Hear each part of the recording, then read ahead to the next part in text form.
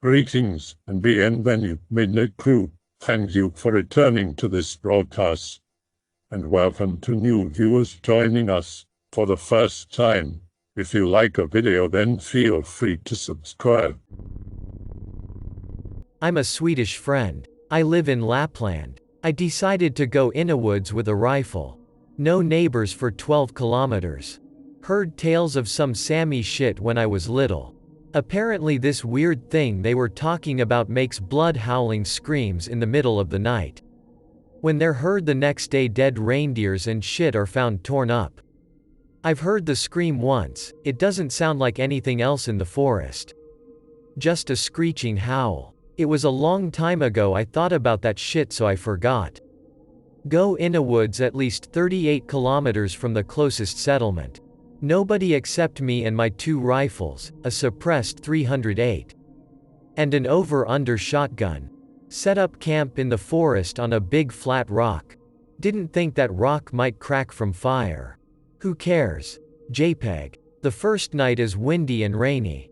I hear noises, but it's probably the wind. I had hung up some fresh fish in the trees to keep away from the bears. Next morning the fish is gone. It was 3 meters in the air. I can't find any trace of it. Probably the wind. The steel wire I hung the fish in is still on the tree. If this is some tall-ass bear, I swear to Christ. Go take a piss by some trees. Go back to camp. Everything else is in order. At least the bear didn't take my food. Time to go pick blueberries. I go out with my rifle on my back and blueberry holder thing in hand. Full metal blueberry picker. Be seeing deer on Huga. Huga is where they've cut down trees for new ones to grow. Means cutting. Okay, food. I leave the blueberry holder thing on the ground. Follow deer onto Huga. Be on top of a big rock formation. See deer like 150 meters away. Far shot, but it's a good side profile. Steady rifle.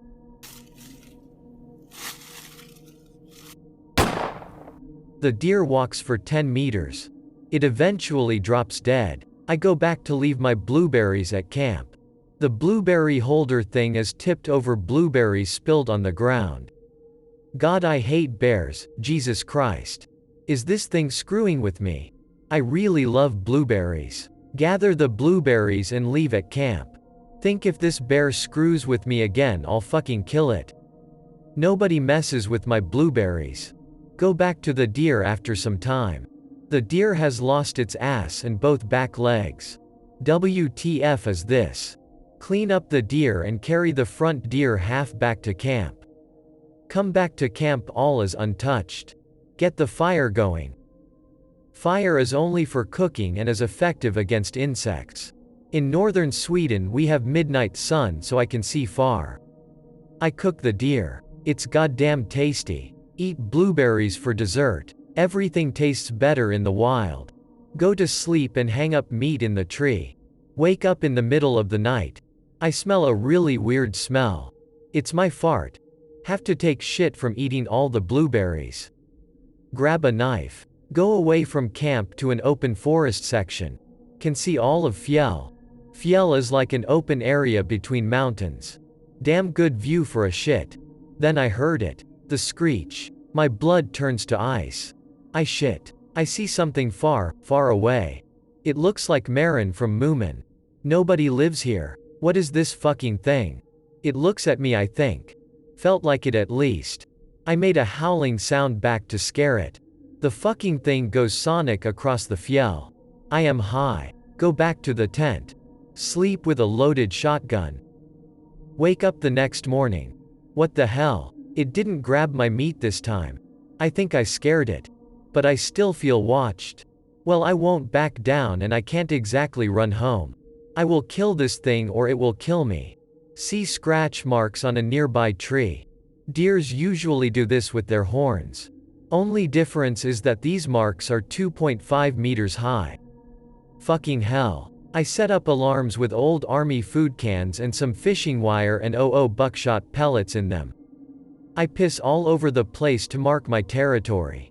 Carve Heimdall runes into some trees around my camp. I marked clearly this is my place. If that thing enters, it's here to kill me. Go pick more blueberries. Moomin monster or not, I love them. See no trace of the fucker. I'm proud of myself. Load 308. With zombie killer green tip meme ammo. Looks badass and I feel like a badass with it. Put ash on the suppressor. Read that you should do it against skinwalkers. Okay, I'm ready. Cook my food. Suddenly I hear nothing. No bird. No plane. Not even Sammy Yoik. This is 100% silence, only heard it once. Get spooked as F. Okay, if this is my end, then I will take this thing with me. I crawl under a pine tree. 308 ready and loaded. My shotgun is within hand's reach. Hatchet and knife on me. Let's go fucker. I see a moose running out of the denser parts of the woods.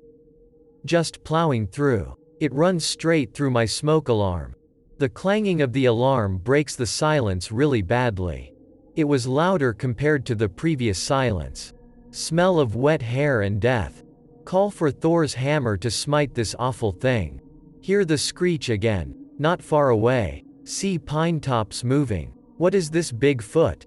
I will see it again. It's too dark in the thick forest to see any features. Looks like a big gray thing. It has red spots. Blood. What the actual fuck? I bite on some pine to not scream or breathe too loud. It inspects my rune carving. It knows it's not welcome, I hope. Goes to my camp. I aim at its head, I guess. Fire. I hear the clear sound of impact. Work bolt. Fire. It stumbles a bit and snores. This is a troll, I realize. They are real. Grandma always told me about mountain trolls when I was small. Thought she was just making it up. Odin help us. It looks straight at me. Bloodshot yellowish eyes. Like on a tarsier. Big round nose. It's an actual troll. It roars at me. Fuck, it knows where I am. Time to man up. Grab a shotgun. It rushes towards me. I instinctively shoot it. It stumbles a bit more. I grabbed the hatchet out of my belt. Roar at it with the wrath of all of Valhalla. You to hell I will bring.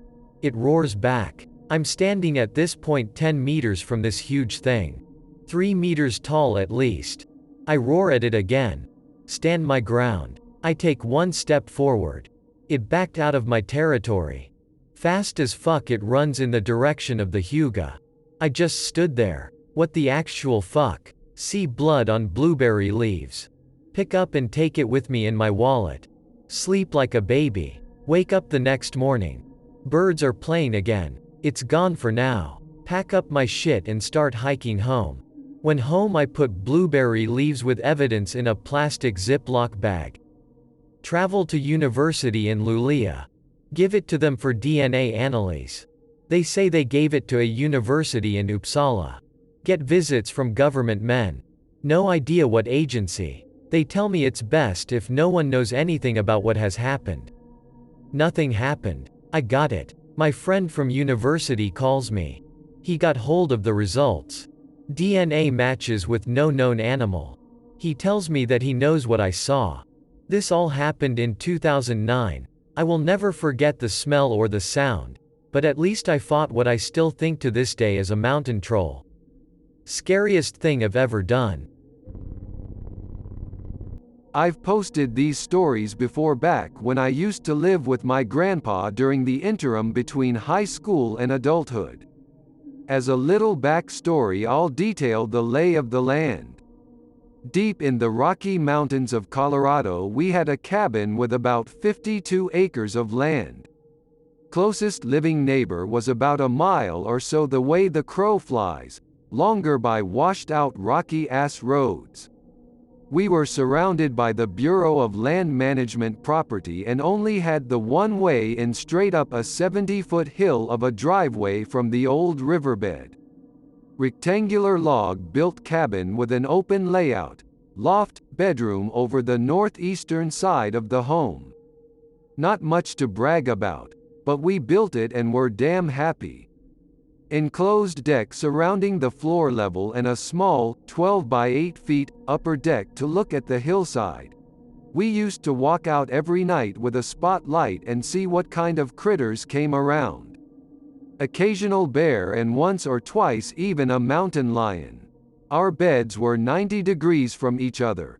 The head of his at the wall shared with the deck and mine was against the southeast wall. I could look out the window and see the driveway along with our parking area's yard. As a quick aside, my uncle died on the lower deck about 13 years ago from a self-inflicted gunshot wound upside the head. Anons from the various North Dakota threads here have probably seen my post about him. There were mostly X-related spoops throughout my time there. We were pretty isolated but had electricity, a phone, and even 0.5 megabytes satellite internet. It was pretty normal to hear a rumbling, humming off in the distance at night. Almost like a generator was being ran after daylight and solar power had failed. We had asked all the neighbors around but none had a setup like that, all had commercial power. The humming was faint and actually helped me sleep. Without it the absolute silence is deafening. We were usually in bed around 2100 in the summer and out by 10:30 p.m. Enough pretext. All greentext from here. Fair warning however, I am not much of a storyteller. In a bed at about 10, neither of us have fallen asleep. Humming in the distance as usual, warm night but no AC or central cooling. Over the humming a small, yip yip yip, can be heard. Sounds like a fox barking down the canyon. Weird, but not unheard of. Probably mother scaring away a predator from her young. Nearing 10:30 p.m. when the fox is significantly closer to the house and barking more rapidly. Can hear the fox go back down the canyon then back towards us barking non-stop. Didn't realize it but the humming had stopped somewhere between the barking starting and an hour later. Almost fucking had it with this fox. Considering going down and finding it. Or what it was barking at. Myself and putting an end to it. No need to find it. The fucker is in our yard now. Look out the window but can't see it despite the clear night and moon out. Damn near midnight on the dot at this point when the fox stopped barking and fucked off. About to sleep when I notice the humming is back, and getting louder. This has never happened before, as far as I knew anyway. Grandpa has been awake the entire time and opens the curtain to the deck and tells me to watch out my window. The humming is getting louder, closer. Not like when someone drives up. You can hear them a mile off and actually hear when they hit dips and curves in the road. This was a steadily growing noise, rapid encroachment. Gets so loud it's like a Honda 454 stroke is right below my window with the throttle wide open. I thought someone else heard the fox and got so miffed they decided to hunt it down. No lights or vehicle ever appeared. I would have seen them through my window.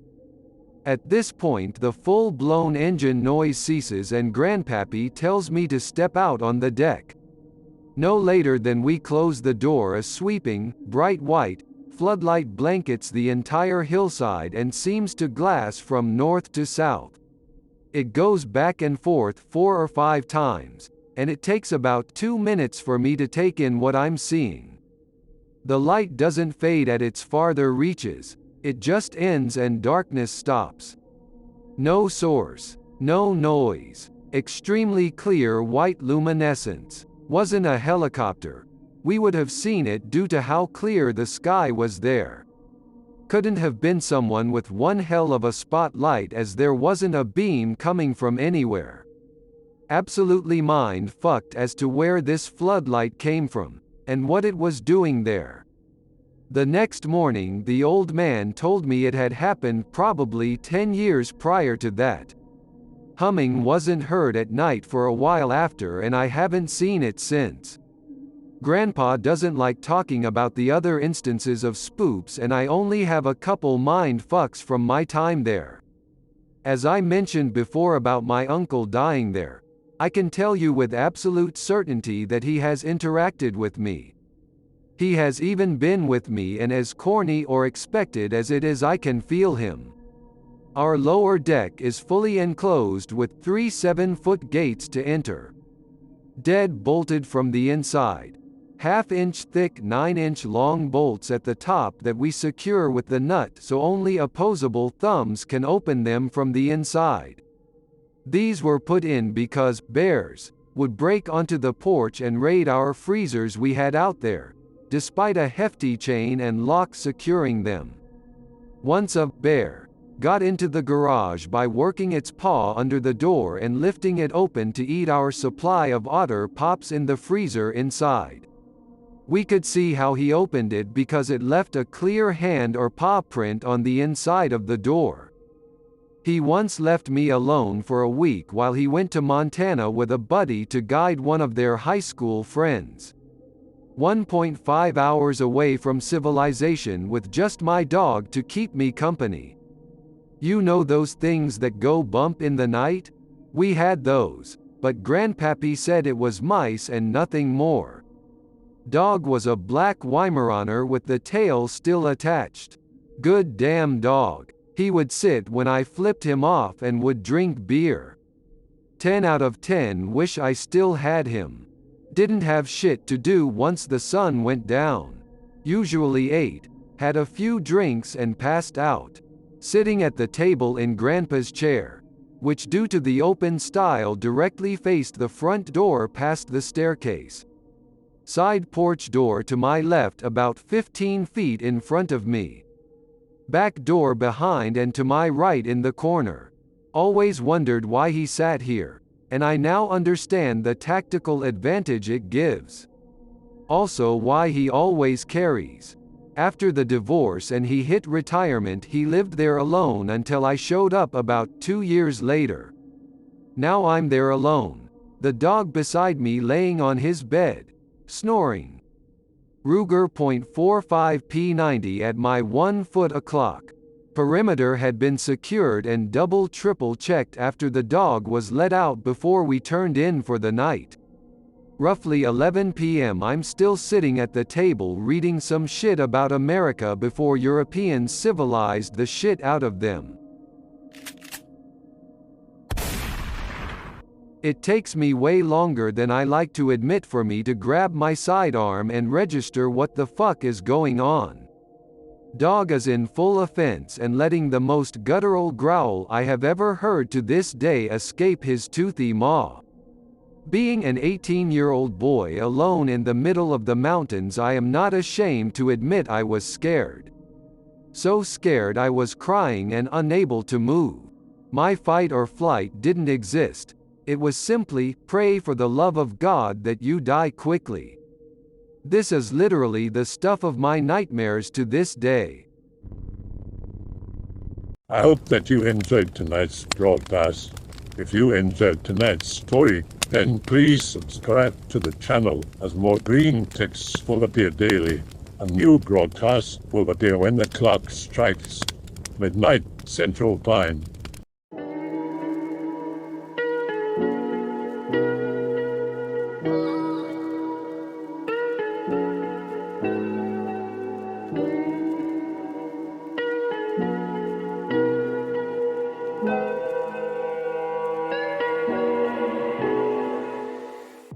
Remember that all videos have been archived on the Odyssey page.